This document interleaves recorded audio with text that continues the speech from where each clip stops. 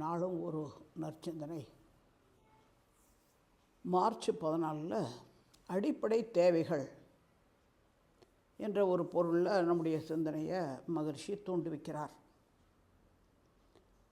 தேவைங்கும்போது need,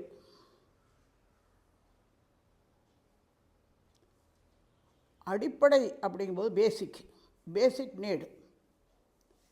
பிறந்துட்டோம், சாகிற வரைக்கும் எல்லா ஜீவன்களும் மனிதர்களும் வாழ்ந்தே ஆகணும். வினைகளை கழித்து கொள்வதற்கு கிடைத்த ஒரு உதவி தான் இந்த வாழ்க்கையே. அப்போ இதை வாழணும்.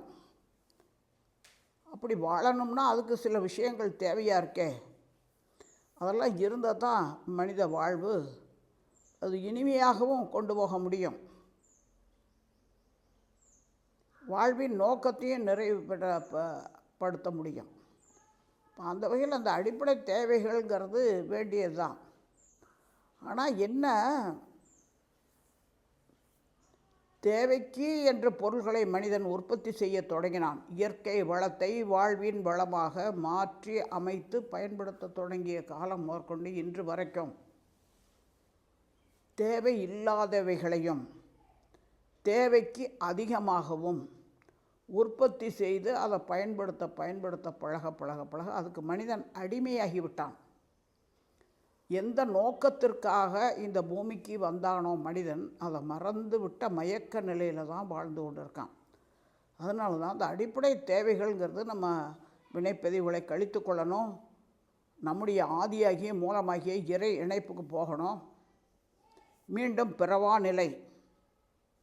இதுக்கெல்லாம் நமக்கு அடிப்படை தேவையாக இருக்கிறது என்னென்னா, ஃபர்ஸ்ட் ஆஃப் ஆல் ஆகாரம், உணவு அது வேணும்.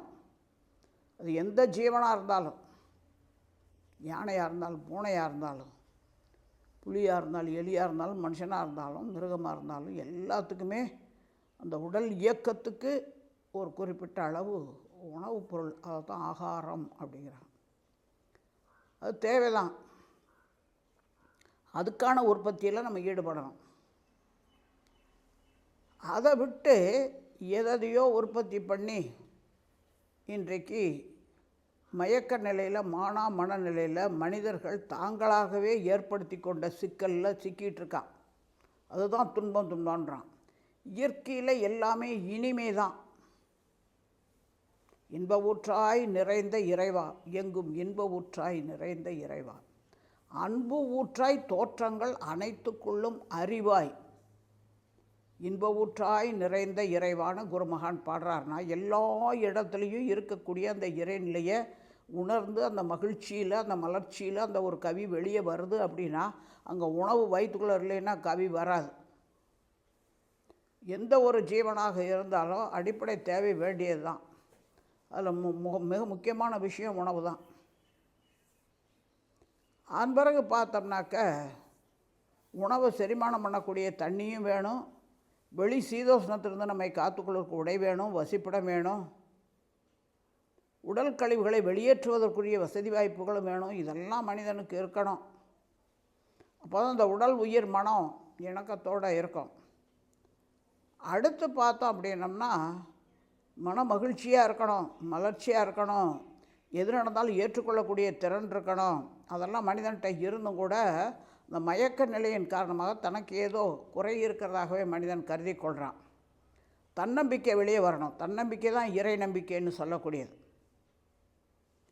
அப்போது நம்பிக்கைங்கிறது நம்ம இனிமையாக வாழ முடியுங்கிறது நம்பிக்கை தான். ஆனால் எந்த ஒரு குறை, இந்த அடிப்படை தேவைகளே இல்லைனாலும் கூட என்னால் வாழ முடியும் அப்படிங்கிறது தான் தன்னம்பிக்கை. அந்த தன்னம்பிக்கை வளரணும்னா மனம் எப்போவும் தனது வலுவை இழக்காமல் இருக்கணும். மனம் வளத்தோடு இருக்கணும். எதை எதிர்கொள்ளக்கூடிய திறன் இருக்கணும். அப்போ அது எப்போவுமே மலர்ச்சி நிலையில் இருக்கணும். அதுதான் இன்றைய சிந்தனையில் மகரிஷி சொல்கிறார். பாருங்க, உலகத்தை சுற்றி வந்து உலக சமாதானத்திலேயே மகரிஷி அதை தான் குறிப்பிடுவார். மனிதராக பிறந்தவர்கள்லாம் இயற்கையை கண்டு கழித்து ரசிக்கணும்.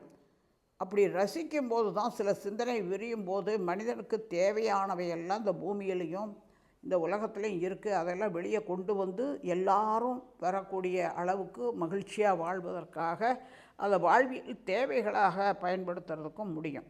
அந்த சிந்தனை விரிவடையணும்னா உலகம் பூரா இருக்கக்கூடிய அனைத்து காடு மலை எல்லாத்தையும் கண்டு கழித்து ரசிப்பதற்குரிய ஒரு சந்தர்ப்பம் எல்லா மனிதருக்குமே கிடைக்கணும். இப்போ தான் அறிவில் ஒரு தெளிவு உண்டாகுங்கிறார்.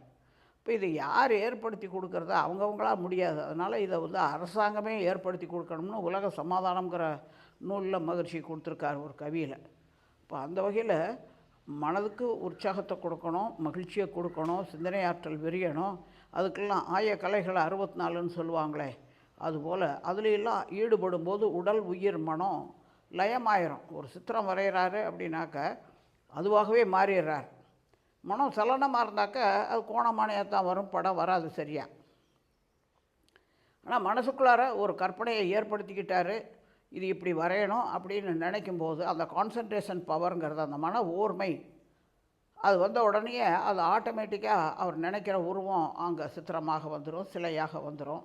அதே போல் ஒரு கவி பாடுறாங்க, ஒரு பாடுறாங்க அப்படின்னாக்கா அந்த உடல் உயிர் மனம் லயமாகும்போது தான் அந்த லயமானது மற்றவர்களையும் அந்த உயிரறிவை உள்ளுணர்வாக பெறுவதற்கும் இந்த பாடல் மூலமாகவே வியாதிகளை குணப்படுத்த முடியுங்கிறத கூட முற்காலத்தில் நம்முடைய முன்னோர்கள் அதுக்குன்னு சில கருவிகள், வீணை மாதிரி சில கருவிகள் இருக்கும், அதை வாசிச்சுட்டு தும்புரும்பாங்க.